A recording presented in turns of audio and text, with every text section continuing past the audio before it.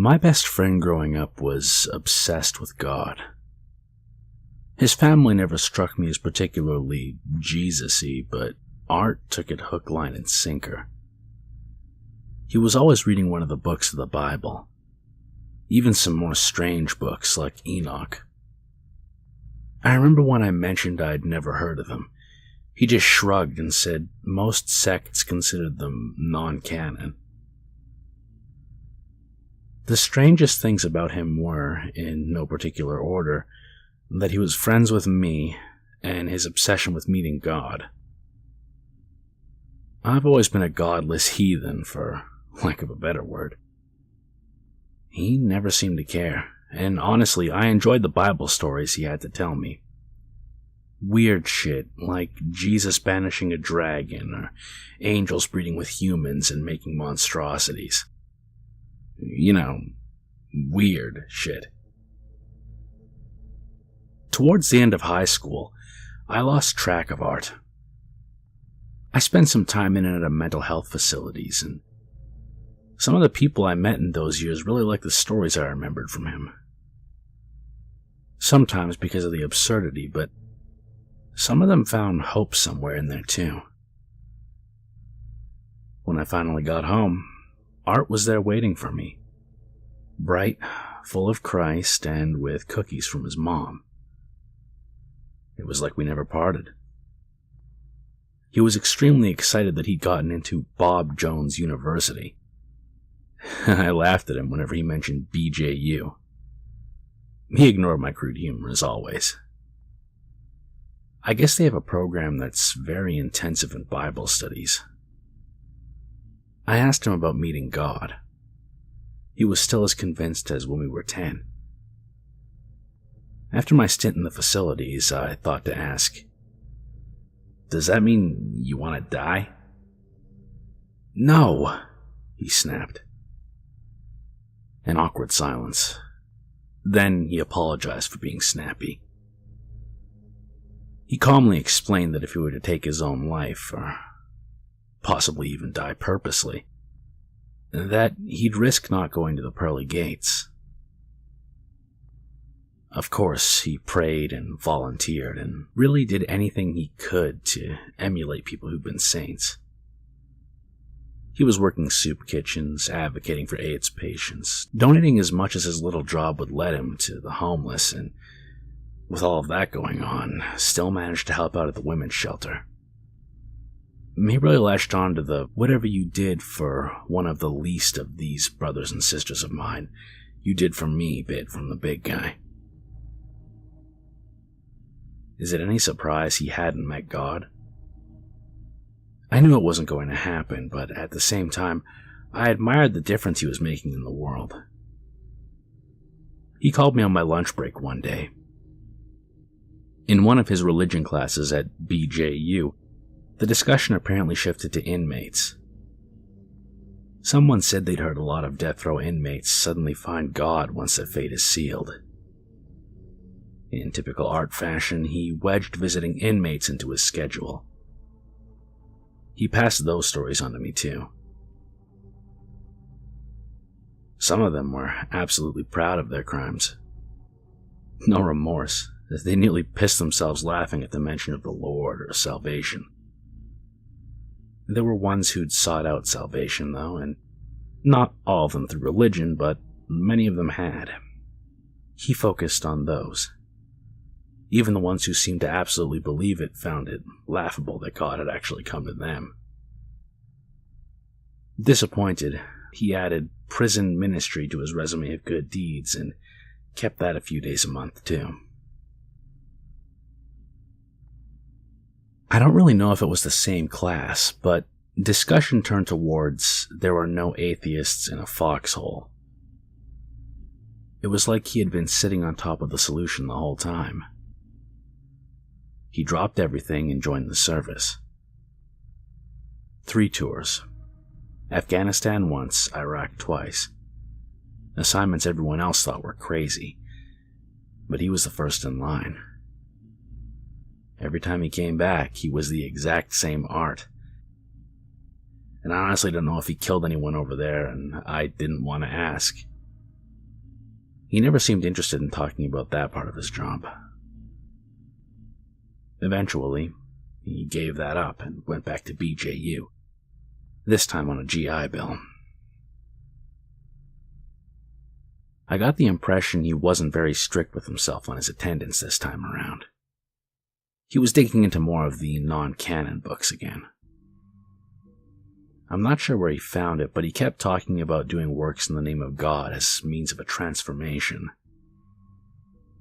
Art said he was still figuring it out, but that he was starting to see all the work he put in trying to meet God as a means of personal transformation.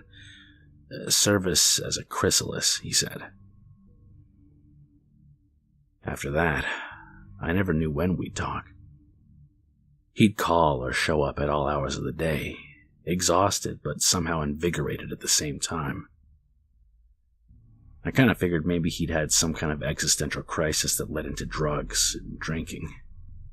I'd seen it in the facilities, and he certainly fit the archetype that I'd seen to do that. I just tried to be there for him as best I could.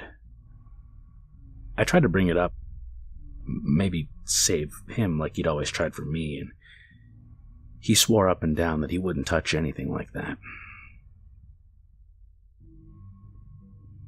This part of the story is where my details get murky. A rash of murders ripped through our city. Art was the final victim. There were 8 victims in total. The first person was an investment broker. He was plastered all over the news for very likely accusations of embezzlement. They came to raid his condo, expecting that he'd skip town when he failed to meet his court date. No one was prepared for him. Boiled in oil in his hot tub. The murderer had broken in, put extra heating elements into the tub, and refilled it with vegetable oil. And they found 2 rare coins balanced on his eyes. The next victim was similarly high profile. A nationally syndicated personality known for spewing vitriol and outrage. He targeted anyone outside of his political circle. The person responsible caught him early in the morning going into the studio. The aide that usually arrived at the same time was running late that early morning. The soundproof studio made sure no one heard what must have been a horrific racket.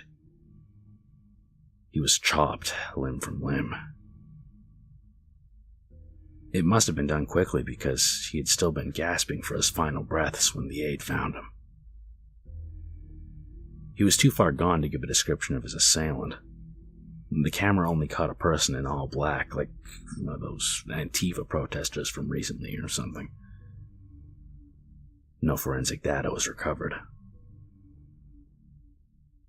The third victim is what started suggestions of more than one killer. The local news reported the wife of the second victim had been found dead in their home. They found her inside of a python. The small video clip of their house showed a small wine cellar that was only accessible from the kitchen. The person, or persons, must have broken in during the funeral and dumped a menagerie of snakes into the cellar after removing the ladder back into the kitchen. They'd removed the hatch and put the rug back over it. When she came home, she fell into Indiana Jones' nightmare. Copperheads, water moccasins, pythons, cobras, an anaconda that had come up missing from the zoo. It was a hateful death sentence. An expert from the zoo said that if they hadn't found her for a while, there may have been nothing left in the python, as they digest bones and all. Number 4 was our congressman. Not a hometown hero, but not a villain either. He had a passion for expensive wines and dinners. Expensive outings mostly at the expense of corporations buying his votes. He had been nailed down to a chair in his study. The coroner noted small cuts inside of his mouth that they chalked up to the rats that had apparently been force-fed to him while alive. There were also toads and snakes slithering and hopping around the study, and remnants of them in his stomach at the time of the autopsy. At this point, people were mortified.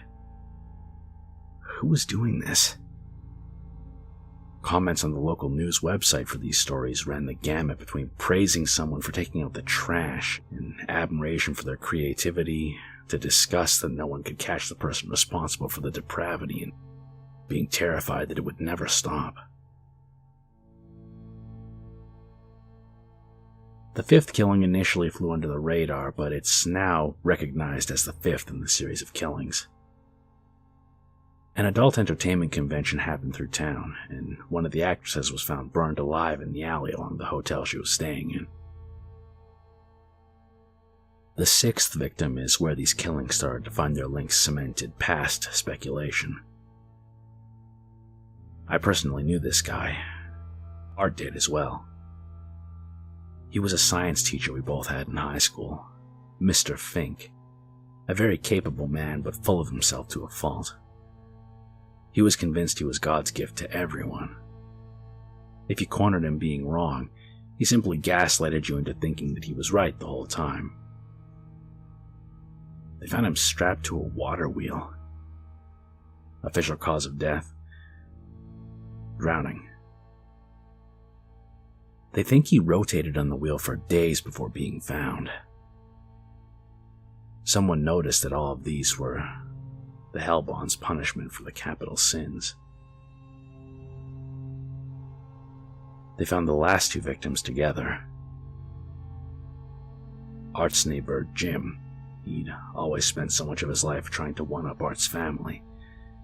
They got a new car. He bought a boat next week. Art got into BJU. His son was going to MIT. Art always ignored it. He said if you let the envy bother you, you're just being prideful, and that it's just as bad. His wife found him in their chest freezer. It had been emptied, filled with water, and he'd been forced in. The lid was weighed down with cinder blocks to prevent his escape. He was locked in a block of ice. Art was there too. The police haven't been able to figure out why he was there. His flesh was singed and his torso was split from neck to pelvis.